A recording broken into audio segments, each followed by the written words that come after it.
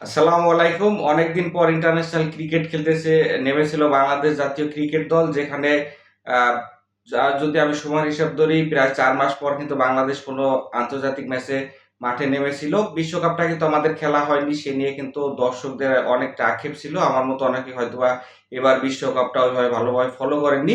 এই জন্য পাকিস্তানের বিপক্ষে মিরপুরে ঘরের মাঠে সিরিজে কিন্তু প্রথম ম্যাচে অনেকেরই এখানে হচ্ছে এক্সপেকটেশন ছিল বাংলাদেশ যেন ভালোভাবেই এখানে হচ্ছে ইন্টারন্যাশনাল ক্রিকেটে আবার কামব্যাক করতে পারে, কারণ এই সিরিজটা আমাদের জন্য কিন্তু মহা গুরুত্বপূর্ণ। কারণ ওয়ানডে বিশ্বকাপের আহ, সরাসরি খেলার জন্য কিন্তু র্যাঙ্কিং 8-এর মধ্যে থাকতে হবে। সেক্ষেত্রে কিন্তু আমরা 10 নম্বর পজিশনে রয়েছে ওডিআই ক্রিকেটে বর্তমানে। সেক্ষেত্রে পাকিস্তানকে সিরিজ হারালেই কিন্তু বাংলাদেশ এখানে 10 থেকে 9 চলে যাবে, এই ইকুয়েশন তো ছিলই। প্লাস অনেকদিন খেলার বাইরে ছিল ক্রিকেটাররা, সেটা যেন পুরোপুরি পুষিয়ে দিয়েছে। এখানে পাকিস্তানকে 8 উইকেটের বড় ব্যবধানে হারিয়ে দিয়েছে বাংলাদেশ। নাহিদ রানা কিন্তু দুর্দান্ত পারফর্ম করেছে এই ম্যাচটাতে।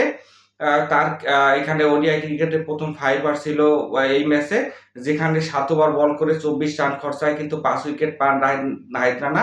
যদিও উইকেটটা কিন্তু এখানে 6 উইকেটে হতে পারতো। এখানে ফাহিম আশরাফের বিপক্ষে যে বলটা তিনি করেছেন এলবিডব্লিউ ছিল, এখানে মেহেদী হাসান মিরাজ যদি রিভিউ নিতেন তাহলে কিন্তু ষষ্ঠ উইকেটের দেখা পেয়ে যেতে পারতেন নাহিদ রানা। তারপরেও একাই কিন্তু পাকিস্তানি ব্যাটসম্যানদেরকে দুমড়ে মুচড়ে দিয়েছেন নাহিদ রানা। প্রথম 5টা উইকেটই তিনি পেয়েছেন, এবং তার থেকে বড় কথা প্রথম নিজের 5 ওভারে কিন্তু 5টা উইকেটের দেখা পেয়েছেন নাহিদ রানা। গতি তো একটা এক্সপেক্টার ছিল অবশ্যই নাহিদ রানার মধ্যে, তার সাথে লাইন লেন্থটাও কিন্তু দারুণভাবে ইমপ্রুভ করেছেন। গতকালকে আমরা ম্যাচে দেখেছি যে একটানা 7 ওভার বোলিং করে গেছেন নাহিদ রানা, এবং দারুণ এখানে হচ্ছে ইকোনমিক্যালও তিনি ছিলেন, এবং তার শর্ট অফ লেন্থের বলগুলো কিন্তু পাকিস্তানের ব্যাটসম্যানরা একদমই খেলতে পারতেছিলেন না। 5টা উইকেটের মধ্যে 4টা কিন্তু শর্ট অফ লেন্থের বলে তিনি উইকেট পেয়েছেন।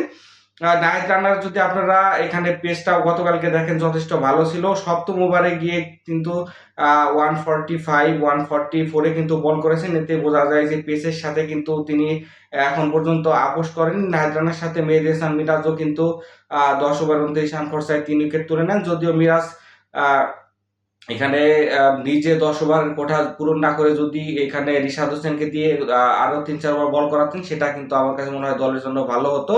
মোস্তাফিজুর রহমান ও তাসকিন কিন্তু একটা করে উইকেট পেয়েছেন। 115 রানে অল আউট হয়ে যায় মাত্র 30 ওভার ব্যাট করতে সক্ষম হয় পাকিস্তানি ব্যাটসম্যানরা। জয়ের লক্ষ্যে ব্যাট করতে নেমে মাত্র 15 ওভারেই বাংলাদেশ কিন্তু 2 উইকেট হারিয়ে 8 উইকেটে বড় একটা জয় পায়, যেখানে কিন্তু তানজিদ তামিম 42 বলে 67 রানে অপরাজিত থাকেন, যেখানে 5টা 6-এর পাশাপাশি 7টা 4-এ মারও ছিল। তামিমের এই ব্যাটিং এ বোঝা যায় যে বীরপুরের এই পিচটা কিন্তু আগের ধান ক্ষেতের মতো ছিল না, যথেষ্ট ভালো পিচে খেলা হয়েছে। নাহিদ রানার বলে কিন্তু অসহায় আত্মসমর্পণ করে দ্রুত অল আউট হয়ে গেছিল পাকিস্তান। যদিও এখানে শুরুতে সাইফ হাসান 10 বলে 4 করে ফিরে যান সানশা আফ্রিদির বলে। পরবর্তীতে এখানে শান্তর সাথে ভালো একটা পার্টনারশিপ হয়, শান্ত কিন্তু 27 রান করেন।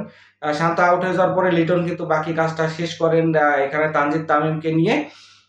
বাংলাদেশ কিন্তু দারুণভাবে শুরু করেছে এই সিরিজটা। আশা করবো যে সামনের ম্যাচগুলোতে বাংলাদেশ কিন্তু ভালো খেলবে, এবং বাংলাদেশ যে পারফর্ম করেছে তাতে কিন্তু পাকিস্তানকে হোয়াইট ওয়াশ করা আমার কাছে মনে হয় যে খুব বড় অসম্ভব কিছু হবে না। সকলে ভালো থাকবেন, দেখা হচ্ছে নেক্সট ভিডিওতে। আল্লাহ হাফেজ।